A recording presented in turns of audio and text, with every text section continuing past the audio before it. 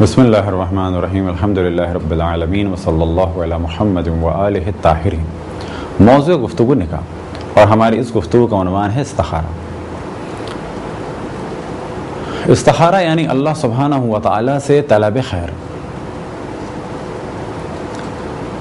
اب یہ طلب خیر دعا کے ذریعے سے بھی ہے، اور یہ طلب خیر اور استخارہ مشورے کے ذریعے سے بھی ہے، اور اسی طرح سے استخارہ خاص طریقے سے بھی ہے تسبیح یا قرآن مجید سے۔ تو پہلا سوال یہ کہ استخارے کا مورد کیا ہے؟ استخارے کا مورد یہ ہے کہ اگر پہلے تحقیق کر لی، اگر تحقیق میں اطمینان ہو گیا تو اللہ کا نام لے کے صدقہ دے کے کام کو انجام دیں، لیکن اگر تحقیق میں نتیجہ بہت برا نکلا تو پھر اسے ترک کریں، اور اگر کہیں پر بات کلیئر نہ ہو تو ایسی جگہ پر استخارہ کریں۔ اب استخارے کتنے طریقے کے ہیں اور کیا کیا ہیں، یا مفاتیح الجناح اور دیگر کتابوں میں دیکھ سکتے ہیں۔ تو پہلا مرحلہ تو یہ کہ خود ہی استخارہ دیکھیں، اور اگر نہ دیکھ سکیں تو کسی سے دکھوائیں، لیکن پہلا کام یہ ہے کہ تحقیق کریں۔ تحقیق کے بعد اگر بات کلیئر نہ ہو اور کچھ شک سا رہے، تردد سا رہے، تو ایسی صورت میں استخارہ بھی کروا دیں۔ اب اس جانب بھی توجہ رہے کہ استخارہ کروا کس سے رہے ہیں۔ اگر استخارہ قرآن مجید سے ہے تو بلا شک ہر شخص ہر آیت کے ذریعے سے نہیں سمجھ سکتا کہ استخارہ صحیح آیا یا نہیں آیا۔ پھر یہ بھی توجہ رہے کہ بعض دفعہ ممکن ہے کہ استخارہ اچھا آئے اور اللہ نے کسی مشکل سے بچا لیا ہو، ایک چھوٹی مشکل کے ذریعے، اور یہ بھی ممکن ہے کہ بظاہر کسی کی زندگی بہت اچھی ہو لیکن اس کے ساتھ شادی کے لیے استخارہ منع آئے، اور جب شادی ہو جائے تو کوئی مشکل بھی نہ ہو۔ ایک روایت میں نقل ہوا کہ ایک شخص نے امام جعفر صادق علیہ السلام نے سوال کیا کہ میں نے استخارہ دیکھا تھا اور استخارہ برا آیا تھا تجارت پہ جانے کے لیے، لیکن میں چلا گیا اور صحیح و سالم واپس بھی آ گیا اور بہت زیادہ فائدہ بھی ہوا۔ تو امام نے اس سے سوال کیا کہ تم فلانی جگہ گئے تھے، وہاں رکے تھے، تمہاری نماز قضا ہوئی تھی؟ تو اس نے کہا ہاں۔ کہا کہ اس وجہ سے منع آیا تھا۔ تو ممکن ہے کہ استخارہ منع آئے اس وجہ سے کہ یہ لڑکی اس گھر میں جا کے دین سے دور ہو جائے گی، اور یہ بھی ممکن ہے کہ استخارہ منع کسی اور وجہ سے آئے۔ لیکن پہلا مرحلہ ہے تحقیق، مشورہ۔ اب یہ تحقیق خود ان کو دیکھ کے بھی ہو سکتی ہے، ان کے دوستوں سے ہو سکتی ہے، ان کے رشتہ داروں سے ہو سکتی ہے، اسکول اور کالج یا آفیسز کے افراد کے ذریعے سے ہو سکتی ہے، اسی طریقے سے استادوں کے ذریعے سے ہو سکتی ہے، حتیٰ دشمنوں کے ذریعے سے بھی کچھ نہ کچھ خبر مل جاتی ہے، اور ممکن ہے کہ وہ خبر غلط ہو اور ممکن ہے کہ خبر وہ صحیح ہو، لیکن بہت ساری چیزیں کلیئر ہو جاتی ہیں۔ تو پہلا مرحلہ تحقیق، اور تحقیق کے بعد استخارہ۔ تو استخارے کے بارے میں بعض دفعہ ہم توجہ دلاتے ہیں کہ ممکن ہے کہ آپ نے استخارہ دیکھا ہو ایک گھر کے لیے اور وہ استخارہ منع آیا ہو۔ بس یہ استخارے کا منع آنا ممکن ہے کہ گھر اچھا نہ ہو، ممکن ہے کہ اس گھر میں کوئی پرابلم ہو جائے، اور یہ بھی ممکن ہے کہ اس گھر کی قیمت بہت بڑھے اور بہت فائدہ ہو، لیکن آپ کا وہاں پر شفٹ ہونا بچوں کے بگڑنے کا سبب ہو۔ بس اگر آپ نے استخارہ دیکھا کسی جگہ جانے کا، کسی گھر کو خریدنے کا، تو ممکن ہے کہ یہ منع اس وجہ سے آ رہا ہے کہ اس کے پڑوس میں ایسے لڑکے اور لڑکیاں ہیں کہ جن کی وجہ سے آپ کے بچے بگڑ جائیں گے، یا یہ کہ حتیٰ آپ کے بچے نہ بگڑیں تو ممکن ہے پوتا پوتی یا نواسی نواسا بگڑ جائیں۔ تو کیا وجہ ہے استخارہ صحیح آنے کی اور کیا وجہ ہے استخارہ منع آنے کی؟ تو اس کا علم تو اللہ سبحانہ و تعالیٰ کو ہے، لیکن یہ ساری جہتیں بھی ذہن میں رکھیں۔ کسی نے ہم سے ایک دفعہ استخارے کے لیے کہا، گھر کے استخارے کے لیے، تو وہ استخارہ منع آیا، تو ہم نے انہیں بتایا کہ استخارہ منع ہے اور بہت برا ہے۔ تو انہوں نے کہا کہ اس کا تو میں پیمنٹ کر چکا ہوں۔ تو میں نے کہا کہ آپ ادھر شفٹ ہونے کا سوچ رہے تھے یا اسے تجارت کے نقطہ نگاہ سے خرید کے رکھنا چاہ رہے تھے؟ تو انہوں نے کہا ہم شفٹ ہونا چاہ رہے تھے۔ تو ہم نے کہا کہ اب استخارہ دیکھا جائے فقط اس کو خرید کے رکھنے کے عنوان سے کہ انویسٹمنٹ کے طور پر، تو وہ بہت اچھا ہے۔ تو ممکن ہے کہ وہ گھر انویسٹمنٹ کی نیت سے اگر خریدنے کے لیے استخارہ دیکھا جاتا تو بالکل اچھا آتا، کیونکہ اس میں فائدہ ہوتا۔ رہنے کے لیے دیکھا تو نقصان دہ تھا، کیونکہ بچے بگڑ سکتے تھے، کوئی حادثہ ہو سکتا تھا۔ تو استخارے کے بارے میں بہت ساری داستانیں بھی ہیں، بہت سارے واقعات بھی ہیں۔ تو پھر ہم توجہ دلائیں کہ بعض دفعہ بعض استخارہ دیکھنے والے استخارہ دیکھ ہی نہیں پاتے، انہیں معلوم ہی نہیں ہوتا کہ اس آیت کا نتیجہ کیا ہے، اور خود اس کے لیے بڑی جرات چاہیے۔ اور ہم مثال دیتے ہیں بعض دفعہ حضرت آیت اللہ العظمیٰ آغا وحید خراسانی کی، کہ جن کا درس خارج اس وقت پوری دنیا شیعت میں خصوصاً قم اور نجف میں سب سے بڑا درس خارج ہے۔ ان کے شاگرد حتیٰ وہ افراد ہیں کہ جو خود درس خارج دیتے ہیں، یعنی وہ درس کہ جس میں مجتہدین کی تربیت کی جاتی ہے، جس میں مجتہد بنائے جاتے ہیں۔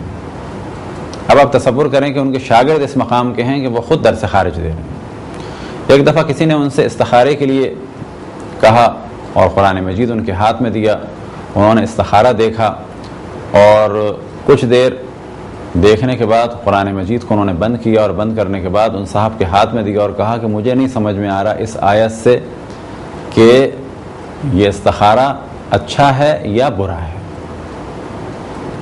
اب آپ تصور کریں کہ اتنے بڑے عالم دین، اتنے بڑے مرجع تقلید، اتنے بڑے مدرس، لیکن انصاف کا یہ عالم ہے، ایسا نہیں کہ ان کو آیت سمجھ میں نہیں آئی، آیت تو ان کو قطعاً سمجھ میں آئی، اس کا ترجمہ تو ان کے لیے کچھ بھی حیثیت نہیں رکھتا، بہت ہی آسان ہے، لیکن انہیں یہ کلیئر نہیں تھا کہ اس آیت کو اچھا استخارہ مانا جائے کہ یہ آیت اشارہ کر رہی ہے کہ استخارہ اچھا ہے، یا اس آیت سے یہ نتیجہ نکالا جائے کہ استخارہ صحیح نہیں ہے۔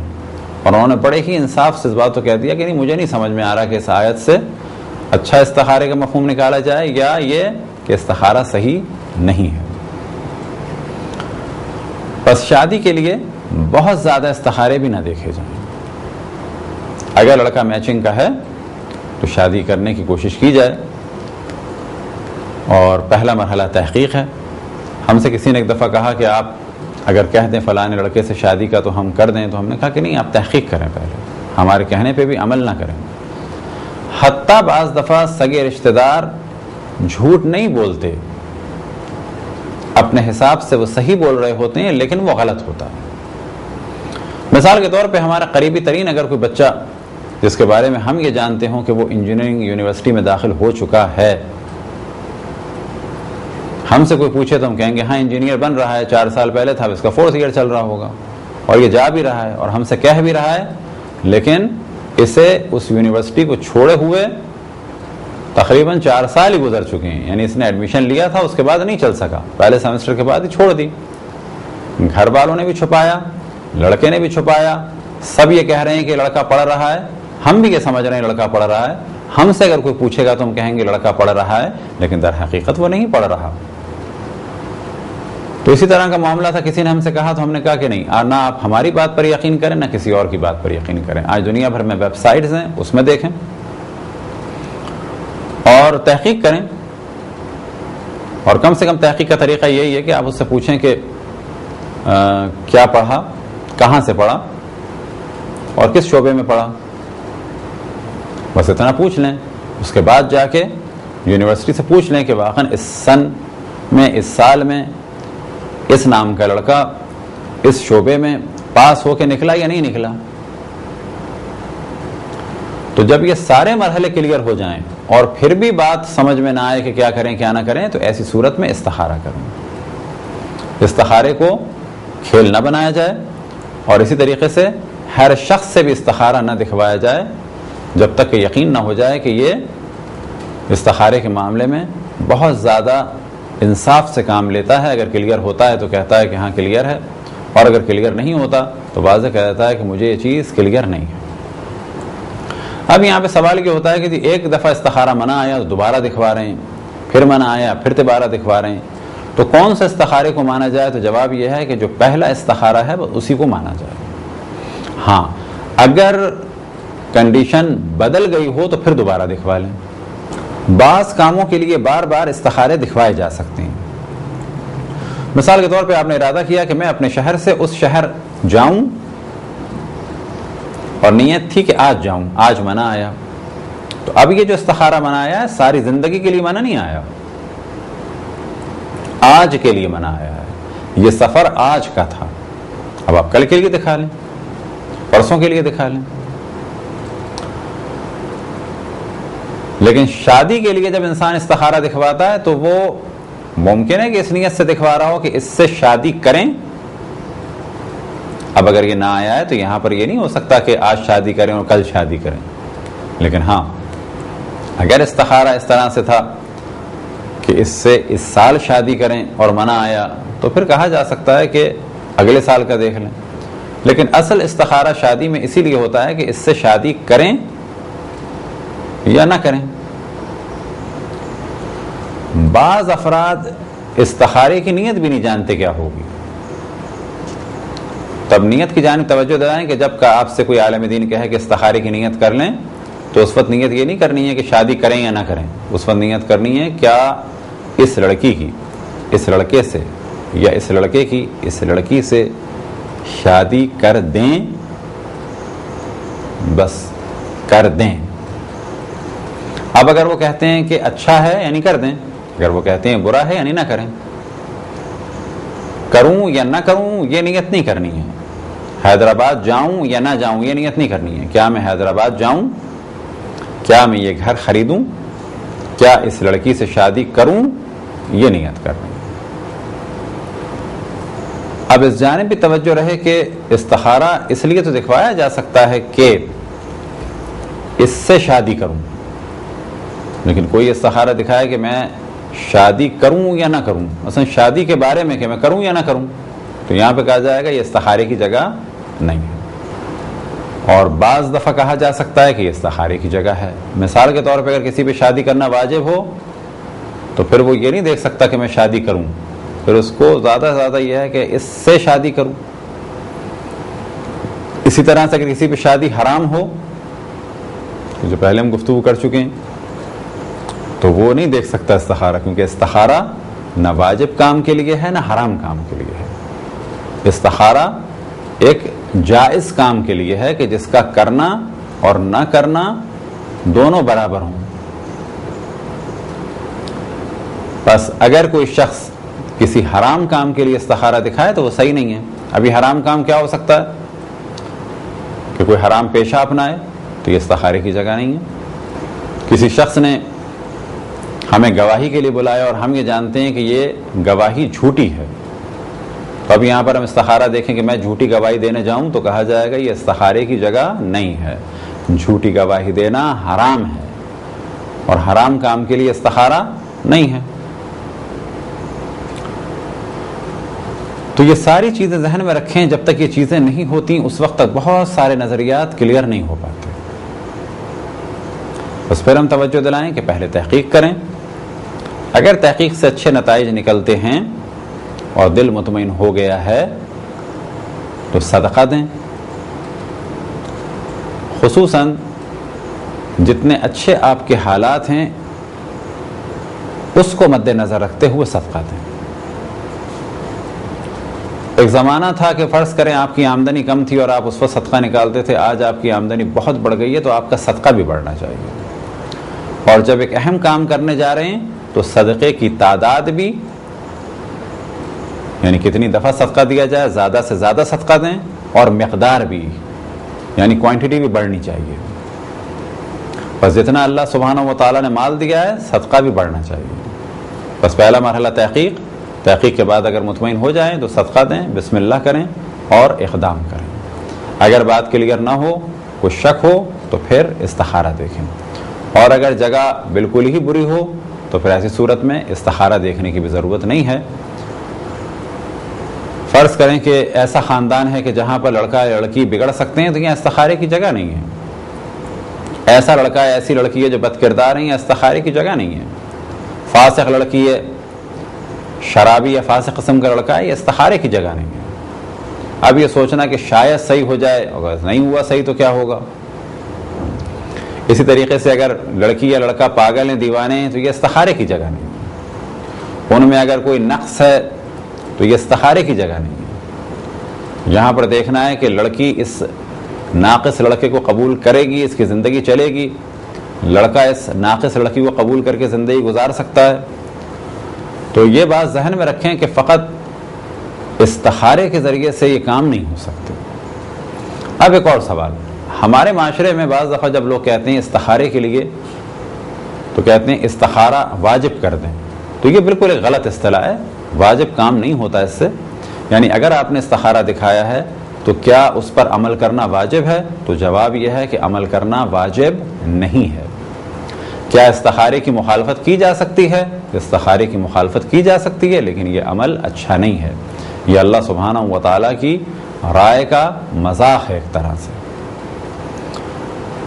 ہاں, ایک آدھ دفعہ مجبوری ہو گئی, عمل کر لیا, لیکن اگر اس کو روٹین بنا لیں کہ استخارہ دیکھا پھر عمل نہیں کیا, استخارہ دیکھا عمل نہیں کیا, تو یہ پھر ایک استخارے کا مذاق ہے. ہاں, اگر مجبوری ہو گئی تو عمل کر لیا, تو کیا یہ حرام کام ہے؟ کام حرام نہیں ہے. استخارے میں فقط یہ پتہ چلتا ہے کہ یہ کام اچھا نہیں ہے, کرو گے تمہارا نقصان ہوگا. یعنی استخارے کے بارے میں جب کہا جائے کہ اللہ نے اس کام سے روکا ہے, تو اس کے معنی یہ نہیں ہے کہ یہ بالکل حکم قرآن ہو گیا ہے, یا وہ حکم ہو گیا ہے جو رسول اللہ صلی اللہ علیہ وسلم یا اہل بیت علیہ السلام سے آیا ہے کہ جس کی مخالفت حرام ہے. یہ ایک مشورہ ہے. یعنی کرو گے تو تمہارا نقصان ہے, نہیں کرو گے تمہارا فائدہ ہے. اگر استخارہ نہ میں تھا, اور اگر استخارہ ہاں میں ہے, یعنی کرو گے تمہارا فائدہ ہے, نہیں کرو گے تمہارا نقصان ہے. حرام میں مبتلا نہیں ہوتے. بس یہ تصور کہ استخارہ واجب کر دیں, بعض دفعہ تو لوگ کہتے ہیں کہ استخارہ واجب کر دیں, واجب کی نیت سے دیکھیں تو نہ کوئی واجب کی نیت ہوتی ہے اور نہ ہی واجب کیا جاتا ہے. خداوند تبارک و تعالیٰ سے دعا ہے کہ بحق محمد و آل محمد ہمیں اپنے رسول, اپنی حجتوں, خصوصاً امام زمان علیہ السلام کی معرفت اور اطاعت کی توفیق عطا فرمائے. صلی اللہ علی محمد و آلہ الطاہرین.